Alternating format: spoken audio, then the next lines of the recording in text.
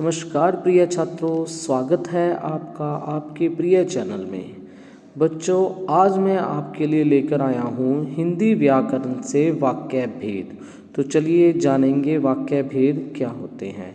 तो सबसे पहले है परिभाषा। शब्दों का अपना अर्थ होता है। शब्दों का सार्थक तथा व्यवस्थित समूह जो अपेक्षित अर्थ प्रदान करता है वह वाक्य कहलाता है। हम यह भी कह सकते हैं कि भाषा की मुख्य इकाई वाक्य है। इससे किसी भी भाव को पूर्ण रूप से व्यक्त किया जा सकता है। अन्य पंक्तियों में कहें तो वाक्य पदों का वह व्यवस्थित समूह है जिसमें पूर्ण अर्थ देने की शक्ति है। तो बच्चों, इन तीनों में से आप कोई भी परिभाषा जो आपको सरल लगती है उसे आप समझ सकते हैं। वाक्य के अंग, आगे हम करेंगे वाक्य के अंग। वाक्य के दो अंग होते हैं। सबसे पहला है उद्देश्य और दूसरा है विधेय। उद्देश्य क्या होता है बच्चों? उद्देश्य वह अंग होता है जिसके बारे में कुछ कहा जा रहा हो या बताया जा रहा हो। मुख्य रूप से कर्ता ही वाक्य का उद्देश्य होता है। जैसे चिड़ियों ने दाने चुग लिए। चिड़ियों ने दाने चुग लिए। छोटे बच्चे को पानी पिला दो। रमेश पत्र लिखता है।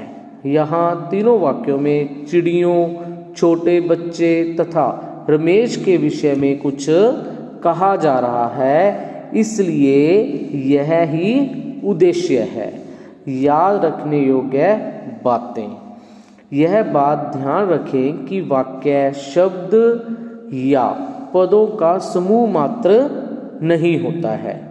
दूसरा, वाक्य में प्रयुक्त पद किसी न किसी संबंध से परस्पर जुड़े होते हैं। यह संबंध ही पदों के समूह को वाक्य का रूप प्रदान करता है। तीसरा, वाक्य में पद क्रम का होना आवश्यक है। बच्चों ध्यान दें, वाक्य में पद क्रम का होना आवश्यक है। हिंदी भाषा में सामान्यतः पद क्रम कर्ता, कर्म, क्रिया होता है। जैसे मोहन सेब खाता है, तो मोहन क्या है? कर्ता, सेब कर्म और खाना हो गई क्रिया। तो आगे देखेंगे विधेय। वाक्य में उद्देश्य के बारे में जो कुछ कहा जाता है उसे विधेय कहते हैं। साधारण रूप में क्रिया ही वाक्य का विधेय होती है। जैसे समाचार पत्र में अनोखी घटना छपी है। सुमित साइकिल चला रहा है। इन वाक्यों में अनोखी घटना छपी है तथा साइकिल चला रहा है। यह बातें उद्देश्य के बारे में कही जा रही हैं, अतः यह विधेय है। आगे देखिए क्या है, वाक्य के भेद। वाक्य के भेद के मुख्य रूप से दो आधार हैं। क्या आधार है? पहला है अर्थ की दृष्टि से, दूसरा है रचना की दृष्टि से। तो हम करेंगे अर्थ की दृष्टि से। अर्थ की दृष्टि से, अर्थ के आधार पर वाक्य 8 प्रकार के होते हैं। सबसे पहला है विधानवाचक वाक्य। जिन वाक्यों में किसी क्रिया के करने या होने की सामान्य सूचना हो उसे विधानवाचक वाक्य कहते हैं। जैसे विद्यार्थी पढ़ रहा है, अध्यापक पढ़ा रहा है, सूरज चमक रहा है, बादल गरज रहे हैं, तो इसको बोलते हैं विधानवाचक वाक्य। आगे देखिए दूसरा क्या है, निषेधवाचक वाक्य। जिस वाक्य में कार्य के न होने का बोध हो उन्हें निषेधवाचक या इसे नकारात्मक वाक्य भी कहा जा सकता है। जैसे यहाँ मत बैठो, बच्चे परीक्षा नहीं देंगे, वे बाजार नहीं गए, मैं कल विद्यालय नहीं जाऊंगा। अर्थात यहाँ पर देखिए क्या है, नावाचक वाक्य है। आगे है प्रश्नवाचक वाक्य, जिन वाक्यों में किसी प्रकार का प्रश्न किया जाए अर्थात किसी से कोई बात पूछी जाए उन्हें प्रश्नवाचक वाक्य कहा जाता है। इसका ये आखिर में प्रश्नवाचक चिन्ह भी लगता है, इससे भी पता लग जाता है कि ये प्रश्नवाचक वाक्य है। जैसे क्या तुम खेलोगे, कल कौन आया था, यह किसकी पुस्तक है, भोजन किसने नहीं किया।